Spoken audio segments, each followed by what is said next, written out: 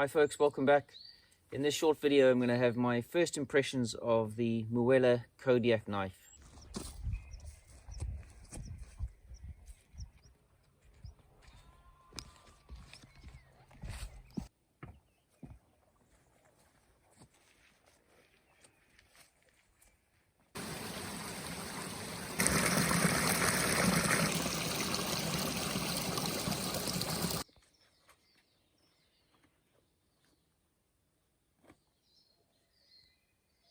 Now, I've featured Muela knives on the channel before. It was the Muela Peccary that I did a few months ago, and that was the first Muela I've had.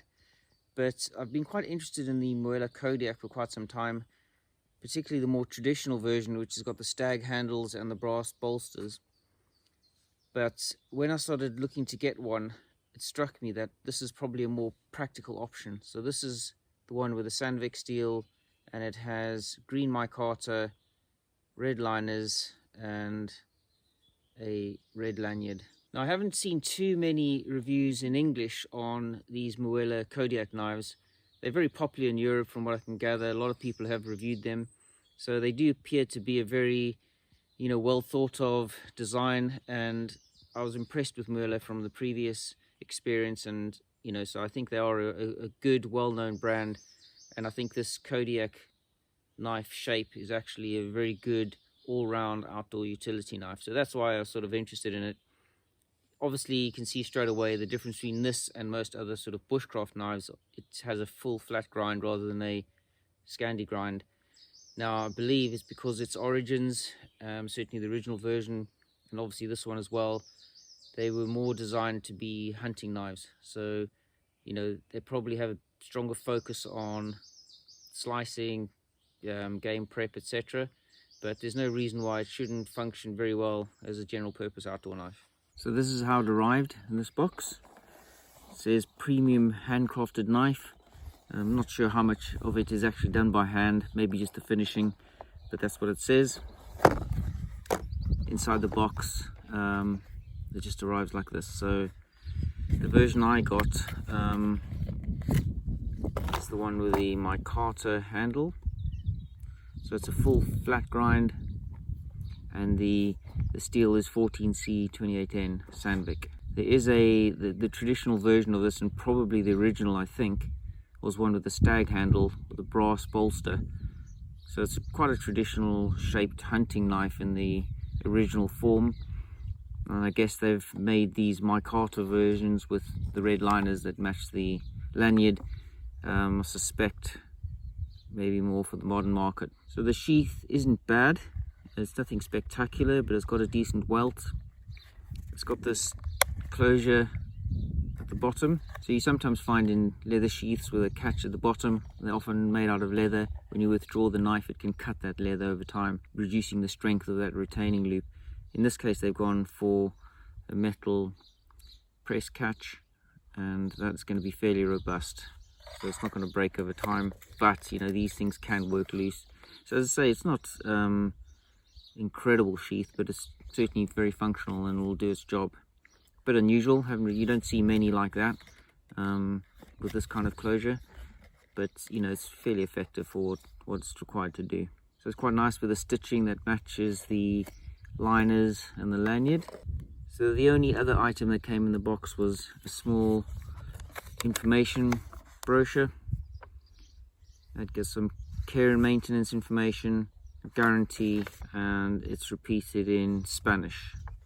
Obviously these knives are made in Spain, and it has more information on the back of the origins in Spain, and also a very brief potted history of the company itself. So in order to get a perspective of the size, a couple of knives that I featured on this channel before. This is the one that I built, which was the L-Max Trapper. Very much a traditional sort of bushcraft knife with a Scandi grind.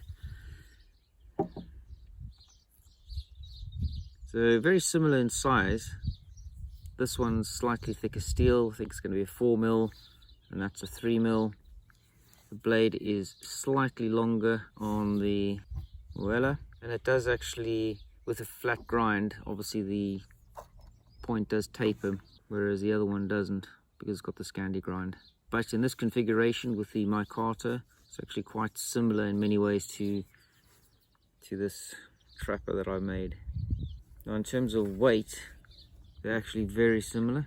The handle is quite thin. It's comfortable in my hands. It's not overly thin or overly thick, but I think, as I said, these were originally designed to be hunting knives, and the shape does belie that sort of functionality. It's not got as much of a belly as you might expect with a hunting blade. So in comparison with another knife that I have featured on this channel, this is the LT Wright Gary Wine's Bushcrafter. Fairly similar dimensions, but once again, in this case, the Gary Wine's is also a 3mm spine, and the Muela is a 4mm.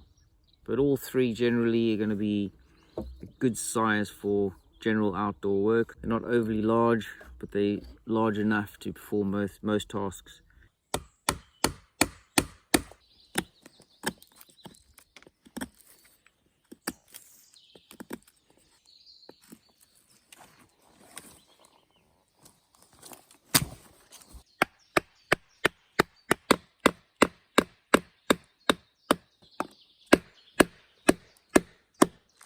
So this spruce is pretty tough stuff, but I left this knot purposely at the bottom, trying to batten through to see what happens. So it's going through, but obviously now the knot's preventing it going much further. So I'll try and split it by hand now, and then see if there's any damage on the blade.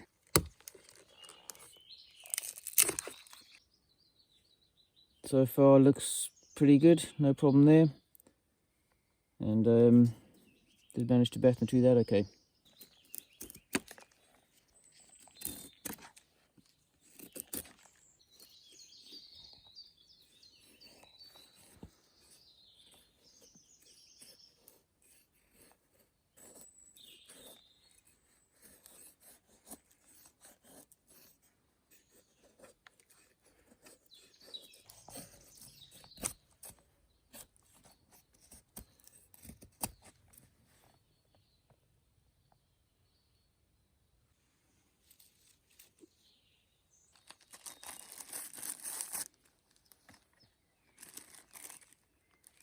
I also brought along a twig stove that I was given recently by a friend. Thought I'd give it a try to make my afternoon tea. So it's a simple design, separate pieces, and it's made by a company called Robens or Robens, not 100% sure. But I think there's a lot of twig stoves that are made to this design. I think these are fairly readily available in outdoor shops. But anyway, give it a go and see what it looks like.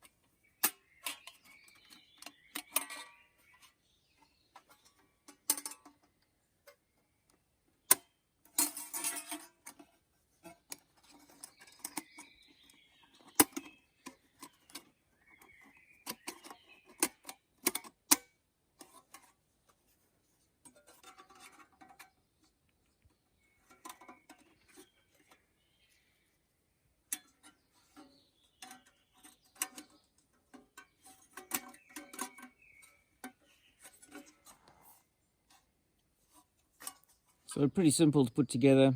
That's where you obviously add the fuel. It does have some air vents and a little pot stand on top, a fuel pot smaller than the opening at the top. And it has got a little ashtray at the bottom.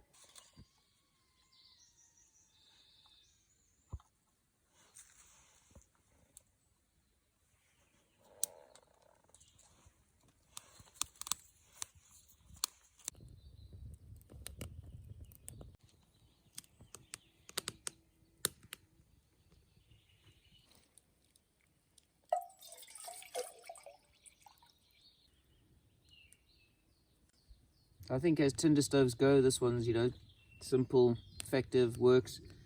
I'm not sure it's as good as the firebox, either the nano or the standard. Those have so many different combinations. You can feed fuel in from different sides. You can actually adjust the height. You know, this one, now that the pot's on, can only really feed it in the side. Could drop down a little down the side, but you know, it was awkward to get the little pot stand on, and I felt that I needed to feed it initially from the top, so that was a bit difficult. But you know, it's a fairly standard thing, and I don't think it's too expensive, so as they go, this one works well enough, and it's certainly not taken long, and my tea is nearly ready. So if anyone is interested in one of these stoves, I'm not sure where a friend bought it from, but it comes in a packet like that. Robens. This one is called the Logger wood stove. Came with some assembly instructions, and it also comes with a little bag. These are actually quite useful. Once they've been used, they get quite blackened, and if you want to put it back in your kit to take home, they're very useful to have these little bags, and it came with one of those.